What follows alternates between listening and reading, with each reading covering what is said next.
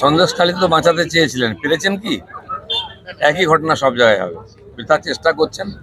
উনি জানেন যে এরা ধরা পড়ে গেলে পার্টিতে ভোট করাবার লোক থাকবে না, পার্টিতেই উঠে যাবে, তাই চেষ্টা করছেন। ভূপতিনগরে বিস্ফোরণে হাইকোর্টের নির্দেশে এনআইএ তদন্ত, অথচ সেই এনআইএ বিরুদ্ধে মামলা করছে মমতা পুলিশ। কি বলবেন? এনআইএ ছাড়া এই সমস্ত দেশবিরোধী যে গতিবিধি চক্রান্ত, তার তথ্য সামনে আসবে না। সেই জন্য কোর্ট বুঝে গেছেন যে বিরাট চক্রান্ত, তাই এই আদেশ দিয়েছেন। অভিষেক বন্দ্যোপাধ্যায় বলেছেন নির্বাচন কমিশনকে ব্যবহার করা হচ্ছে, মানে সে ব্যবহৃত হচ্ছে। ওনাদের কেন এরকম মনে হচ্ছে? ওরা কোর্টকে ব্যবহার করা হচ্ছে, সিবিআইকে ব্যবহার করা হচ্ছে, ইলেকশন কমিশনকে ব্যবহার করা হচ্ছে। কে ব্যবহার করছে? সব ওনাদের বিরুদ্ধে গেলেই ব্যবহার করা হচ্ছে। যতদিন ওনাদের পক্ষে সব থাকবে, সব ঠিক থাকবে। এখানকার রাজ্যের ইলেকশন কমিশনারকে ওনারা তো কি ব্যবহার করেন? চাকরের মতো ব্যবহার করেন। ভোট করিয়ে নেন, তাকে খুঁজেও পাওয়া যায় না, দেখাও করে না, চিঠির উত্তর দেয় না, ফোন ধরে না যখন পঞ্চায়েত আর মিউনিসিপালিটি ইলেকশন হয়। আর যখন দাদাগিরি বন্ধ হয়ে যাচ্ছে তখন কেন ওদের কথা মতো সেন্ট্রাল ইলেকশন কমিশন চলবে নাকি? আপনার কাছে অনেকেই এসে অভিযোগ করছে যে ভোটের সময় এখানে ভোট দিতে পারে না, ঘর ছাড়তে হয় বিজেপি কর্মীরা। তো আপনি একটা মন্তব্য করলেন যে যাতে পাল্টা যেতে না হয় আপনারা বলুন, এইটা কি ব্যাপারটা? জানা, এই তো সবাই জানেন আপনারা পঞ্চায়েত ভোট কিভাবে হয়েছে। আমাদের নেতাদের নামই কেটে দিয়েছে ভোটার লিস্টে, তারপরে গ্রাম ছাড়া করেছে। সেই জন্য আমি গ্রামে গ্রামে এসেছি, লোককে গিয়ে বলছি ভোট দিন, আমরা আছি। আপনাদের দাওয়াই কি থাকবে যদি ভোট দিতে না পারে? তাহলে কি বলবেন? যে খাবে সে বুঝতে পারবে। আপনার তো দোয়াই লাগবে না, যার লাগবে সে জানে। দাদা, আপনার ছেড়ে আসা কেন্দ্র যেখানে উনি মিথ্যাবাদ দাঁড়িয়েছে, সেখানে কি উনি কোনো বাড়তি সুযোগ পাবেন না? ওনাকে নিজের জমি তৈরি করতে ওখানে সব রেডি আছে, টিম রেডি, সংগঠন রেডি। উনি ওখানে গিয়ে সবার সঙ্গে একটু ওতপ্রোত হতে সময় লাগবে। তারা তো কাজ করছে সংগঠন, কারণ সেই সংগঠনই আমাকে যেতে হবে।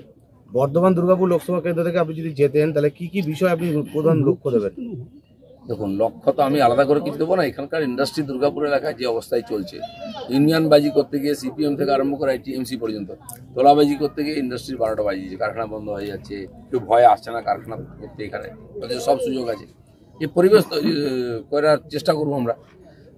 কেন্দ্র সরকারের যে সহযোগিতা পেতে পারি এর জন্য, বিভিন্ন প্রকল্প বা ইন্ডাস্ট্রির জন্য যা সুবিধা, সেটা যাতে পাওয়া যায় চেষ্টা করবো আমরা। আর এখানে কৃষি এলাকায় যাতে আরও কিছু অল্টারনেটিভ এগ্রিকালচার হতে পারে, বিকল্প কৃষির মাধ্যমে লোক যাতে গ্রাম ছেড়ে শহরে না চলে যায়, এখানকার যুবকরা যাতে কৃষিতে আগ্রহী হয়, সে ব্যাপারে আমরা চেষ্টা করবো। সরকারের অনেক প্রকল্প আছে। আপনি দেখুন, যেখানে বৃষ্টি নেই, হরিয়ানা, রাজস্থান, গুজরাটের মতো জায়গায় আজকে চাষ হচ্ছে, জিডিপির একটা বড় অংশ আসছে ওখান থেকে। কিন্তু পশ্চিমবাংলায় জল, জমি, এখানে আবহাওয়া সব অনুকূল আছে, কিন্তু চাষের প্রতি আগ্রহ চলে যাচ্ছে, কারণ চাষ করলে দাম পাচ্ছে না ওরা, দাদাগিরি চলছে। তো সেই জন্য আমি চাইবো আধুনিক যারা ছেলেমেয়েরা পড়াশোনা করছে তারাও কৃষিতে আসুক। এরকম অনেক লোক আছে বিদেশের চাকরি ছেড়ে এসে কৃষি ফার্ম করেছে, ইঞ্জিনিয়ারিং করার পরে কৃষি, আইআইটি পড়ার পরে ফার্ম তৈরি করে সে দেখাচ্ছে যে কত বেশি লাভ করা যায়। তো কেন আমাদের যুবকরা করবো? তাদের আগ্রহী করার চেষ্টা করবো। ডিএ পাচ্ছে না বলে তো পাথর প্রমাণে আপনার কাছে জানালো। যতদিন এই সরকার থাকবে এই অভিযোগ শুনতে হবে। দাদা, কীর্তি আজাদ তো প্রচন্ড পরিশ্রম করছেন দেখা যাচ্ছে। কোথায়? বিভিন্ন জায়গায় ঘুরছেন, বিভিন্ন গ্রামে ঘুরছেন। ঘোড়ায় করে ঘুরলে পরিশ্রম হয় নাকি? আমি তো হেঁটে ঘুরি, উনি হাঁটতে পারছেন তাই ঘোড়ায় উঠেছে। লোকে বিয়ের সময় ঘোড়ায় ওঠে, এখন কেন উঠেছেন আমি বুঝতে পারছি না। আগের সাংসদের নামে বিভিন্ন সময় নিখোঁজ পোস্টার পড়েছিল, আপনার কিন্তু হবে না? দেখে নিক, বাড়ির সামনে দিলীপ ঘোষ দাঁড়িয়ে আছে, আমি তো তাদের খুঁজছি যারা নিখোঁজ করেছিল, তারা কোথায়? এই রাজ্য সরকারের কাছে কবার ডিমান্ড দিয়েছে? সংসদের কোনো কাজ থাকে না, ডেভেলপমেন্টের কাজ। যে সরকার এখানে মিউনিসিপালিটি আছে, পঞ্চায়েতের, রাজ্য সরকার, কেন্দ্র সরকার সমস্ত ফান্ড তাদেরকে দেয়, তাদের ডেভেলপমেন্ট করার কাজ, কারণ তাদের কাছে যেতে পারে না, মার খেতে হবে। সাংসদ কি করবে? সাংসদ তো ওখানে আইন তৈরি করে দিয়েছে, 370 দ্বারা হাঁটিয়ে দিয়েছে। বারবার রিপোর্ট কার্ড চাইছে তৃণমূল, বারবার বলছে সাংসদ কি করে রিপোর্ট কার্ড সব দিয়ে দেবে। আগে এমএলএ রিপোর্ট কার্ড নিয়ে নিয়ে করা, কত টাকা কামিয়েছে, কার কটা বাড়ি হয়েছে, গাড়ি হয়েছে, আগে কি ছিল সেটাও জেনে নি। কীর্তি আজাদ যে সমস্ত জায়গায় প্রচারে যাচ্ছেন, বেশ কিছু জায়গা দেখাচ্ছেন তার অসুস্থ স্ত্রীকে হুইল চেয়ারে করে নিয়ে যাচ্ছেন, কি বলবেন? আপনারা বুঝতে পেরেছেন তো, ওনার দ্বারা হচ্ছে না। অসুস্থ স্ত্রীকে দেখিয়ে ভোট হবে নাকি?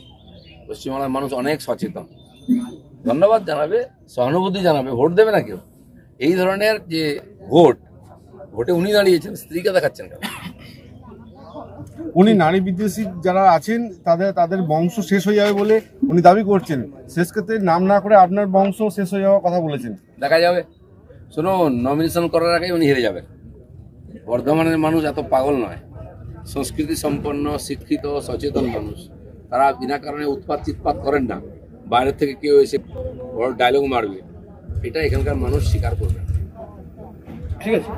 ডিজিটাল খবরিলাল, খবর আপনাদের, নজর আমাদের।